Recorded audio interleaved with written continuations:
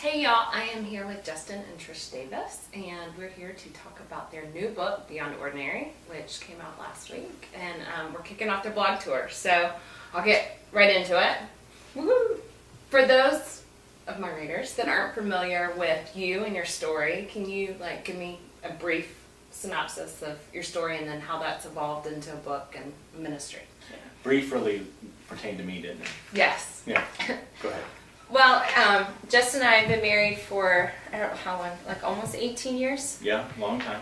And we spent the first 10 years of our marriage in ministry, loving it, doing anything from youth to eventually planning a church, which was awesome. But during that journey of planning the church, our marriage ended up imploding, and Justin and I ended up separating and getting out of ministry for the time being. And so where we are today from that point has kind of evolved from just a restoration story, more of our marriage than anything, that eventually led us to stepping back into ministry. And just kind of organically, as we shared our experience with people, they would ask, how did you get from, being separated to staying married? And the more that we answered that, the more we realized that there was a need for that resource. So we ended up starting a blog, which we had no idea what a blog was at that time, in 2009.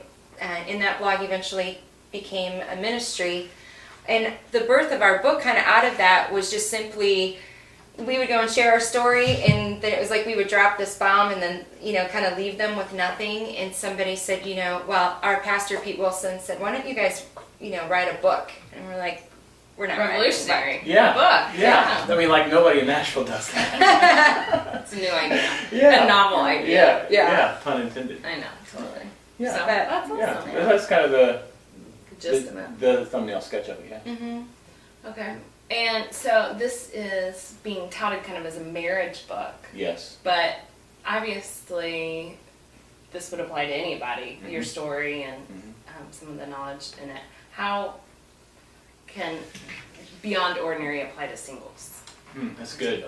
Well, I think the hope of the book, the reason that we initially resisted writing the book is because there's a lot of marriage books out there, and we just didn't want this to be another marriage book. And so one of the kind of the core ideas that we went into writing the book is if this is going to work, if we're going to really write this, it has to be different. And one of the hopes is that this book really is about the heart first and foremost. Before it's about even your relationship with another human being, it's about your relationship with God.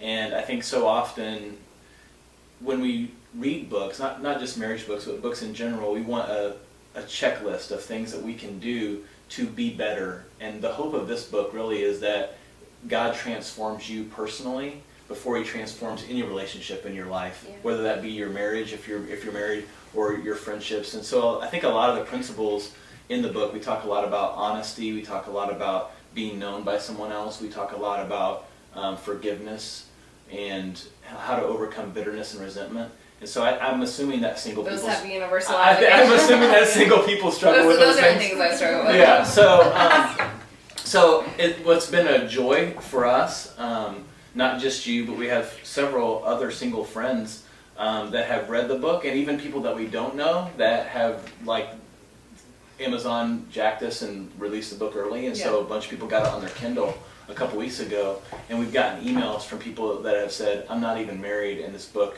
has really helped me in my life. And so that's the biggest compliment ever. When somebody that's not in your target demographic, you know what I mean, reads the book and says it really helped transform their life, that's really cool. And I still want to eventually get married, maybe, after reading our book. It's like a miracle. Yeah. Trish and I are the poster children for what not to do. I loved how it was kind of a narrative journey with y'all too, and the way that you both sort of alternated chapters and told stories from different points of view, and it didn't feel like an instructional, self-helpy marriage book. It felt like y'all kind of invited us into your lives and helped us glean some knowledge from mistakes that y'all had made, which I really enjoyed. That was really... Glad you can make the mistakes, Justin, so I don't have to. Well, I think it was really enjoyable to come at it from that perspective, because I've read a ton of marriage books trying to improve my marriage, and obviously they didn't work, but But I think we got to know each other better just writing it, and revisiting some of the things, and even noticing some patterns in our own life that we didn't even recognize 5 years ago, 15 years ago, that hopefully you'll recognize in us so that you can make the changes you need to make. Yeah, and I think that Beyond Ordinary is a book that anybody could write. It is our life story. Or read. Right.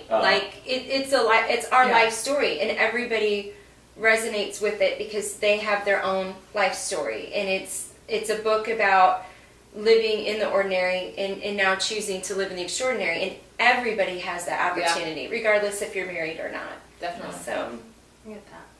So for marriages that are seemingly happy, what is your advice on some proactive steps that people could take sort of to proactively build into their marriage? well, I think people now read our book and they're, it's really easy to take someone's life and see the bookend in it. We had this happen and now we have this great marriage, and we do. We're in love with each other, but I think to stay in that place, totally miraculous. To stay in that place is just being intentional. Yeah. Like being intentional and choosing to see beyond our own selfish kind of, myopic view, and just stepping back and really remembering that life is so much more beyond just us. Right. Yeah. And I think being honest, continually being honest with one another. I think when you first start dating, you have that freedom to be honest and say, I really hate when people do that, or I love that. And then you get married and there's a tendency to almost hold each other kind of captive because they don't think like you do. I do laundry this way. Why on earth would you do? One of our worst fights was putting Christmas presents on the tree and how to do that and how not to do it. And There's a right way to do that? Well, it depends who you ask. If you're in my family, there is. Okay. Yeah. So to answer that question, I think the biggest thing is just continually being intentional in those spaces of being honest and loving each other well. And I think when marriages are good, that's the place where you take each other for granted the most. So That's good. I imagine. I love that the book's coming out at a new year, because I think no matter who you are, single or married, maybe single again, you want 2013 to be different than 2012 in some way. And I think this book is probably a good Kickstarter to some of those things, some of those goals, some of those resolutions, for lack of a better, I don't like that word, but we all use it and we all probably do them. So I like the timing of it, to be able to say, okay, if you want a different marriage or if you want a different relationship with God, this is a tool that could maybe help you get there. Yeah, I love that. So very cool. Yeah. So I'm going to put information below on how to buy the book, and y'all should go buy it right now. Since we don't have, either of us have copies of it right now to show. I know, I'm sorry. I'm sorry, we're bad authors. well, because we're just used to hanging. We're not used to doing interviews with each other. We're lucky we got a camera.